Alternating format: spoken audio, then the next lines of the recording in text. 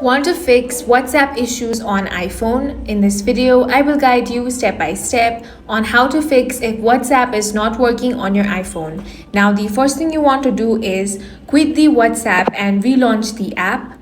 For that, you want to swipe up from the bottom and then swipe WhatsApp off of your screen. Now you want to launch it, open, and then check if your problem is fixed. If it is not fixed, then the next thing you want to do is open up App Store.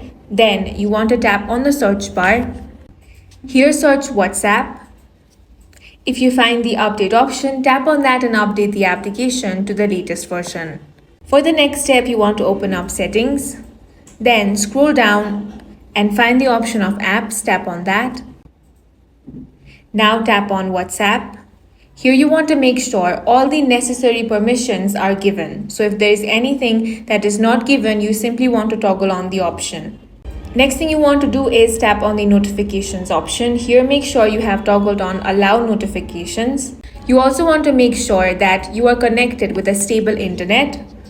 For this, you want to toggle on the airplane mode. Then after a couple of seconds, you again want to turn it off.